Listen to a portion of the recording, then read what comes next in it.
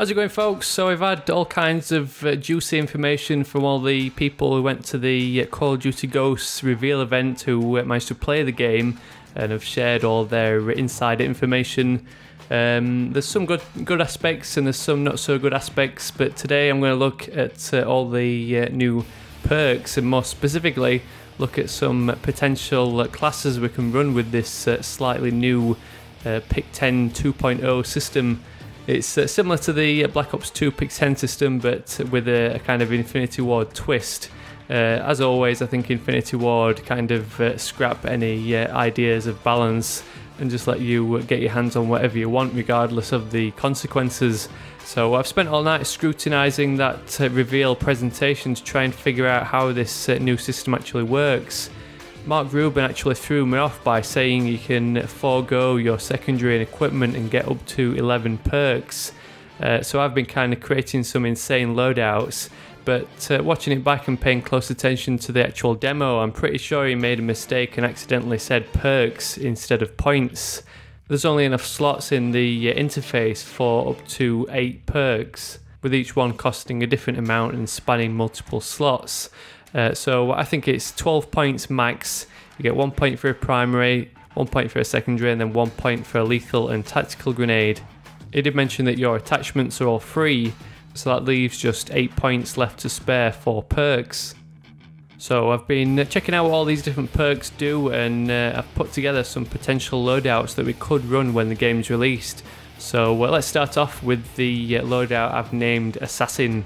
So this one's obviously like a lone wolf creeping in the shadows type class setup. So first up I've gone with Off the Grid, which is the new Ghost/Assassin perk, which basically keeps you off the enemy's radar, or SATCOM as it's now known, and that's worth 2 points. Then another stealth perk is Dead Silence, as we've seen in previous Call of Duties. That's another 2 points, and that grants you silent footsteps and no call out noise. One new perk in Call of Duty Ghosts is Ping, which allows you to detect enemies near your victim, so it works pretty well for this assassin build. So if you sneak up and take someone out, you then get to see on your radar the location of any nearby bad guys who could potentially be your next target. Then with a max of 8 points for perks, we've only got the option of selecting another 2-point perk. But to be honest, most of these perks are all 2 points. You get the odd ones which are at 1 point, and then some juicy ones which are between 3 and 5 points, as I'll discuss a little bit later.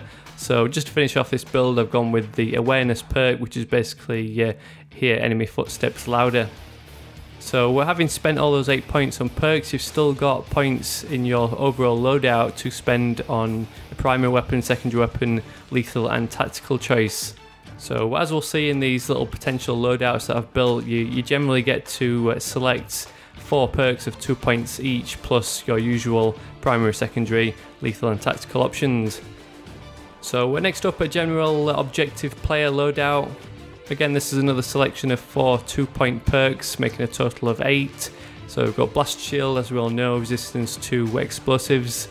Attack Resist is the new name for the tactical mask, or resistance to tactical grenades.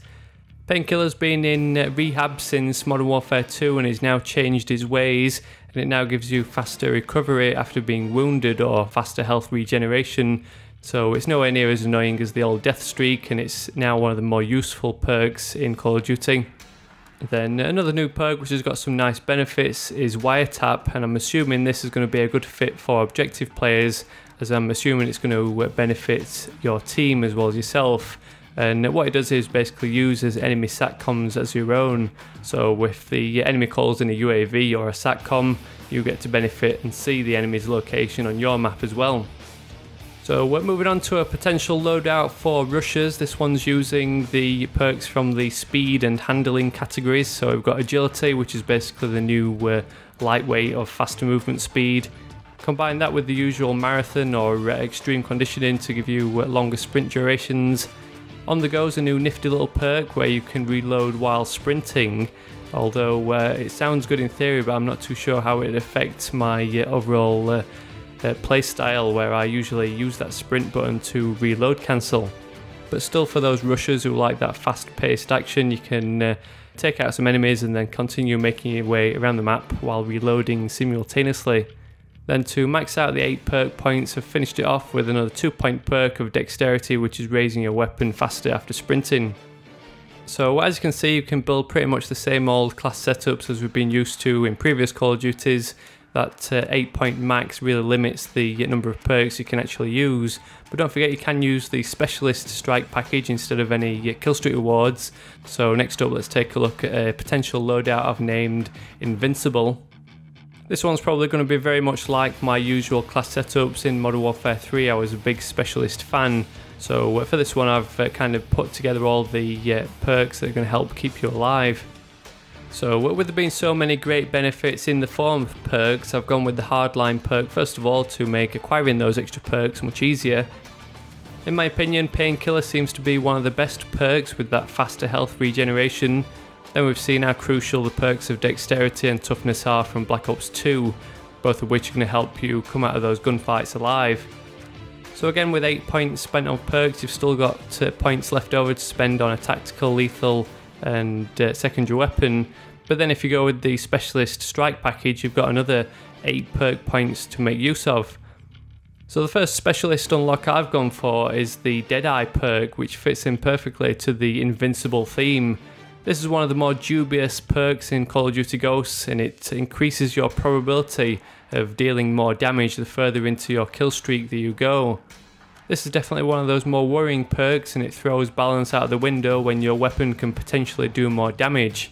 I can only imagine how frustrating it's going to be if you get killed within one shot when your own weapon requires up to 3 to 4 shots to kill. Plus with that combination of toughness, dexterity and painkiller, it's going to be difficult to take down anyone running this cocktail of perks.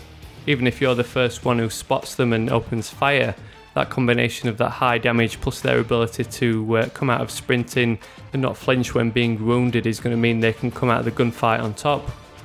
Then a couple more perks we can use to finish off this Invincible specialist are the Blast Shield and Quick Draw. Obviously 5 points for Deadeye, 2 points for Blast Shield, and then finish it off with that 1 extra point that's available for Quick Draw. Keep in mind that you could potentially get all 30 odd perks when you finally unlock the full specialist bonus. By then not only will you be invincible thanks to the extra damage and ability to open fire first, you'll also have all the stealth and awareness perks on your side. So to finish off these potential Call of Duty Ghost loadouts, I've got one more loadout that could prove to be a complete nightmare, and that is Nade Troll. Our old friend Danger Close is coming back from Modern Warfare 2, and although Painkiller made a return, it at least had different abilities, but Danger Close seems to be exactly the same in that it increases your explosives damage. I'm sure we all remember the combination of Danger Close and the undermounted grenade launcher, aka the Noob Tube, which ruined Modern Warfare 2.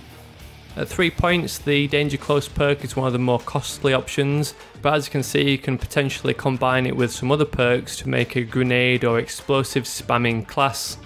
So let's imagine a primary weapon with a free attachment of grenade launcher, then an RPG secondary weapon, plus a frag grenade as a lethal choice and whatever they've got in the tactical options.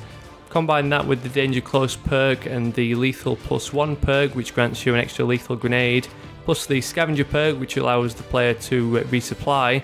We can only hope that this doesn't resupply the grenade launcher, but as we've seen in recent Call of Duties, you can still resupply grenades.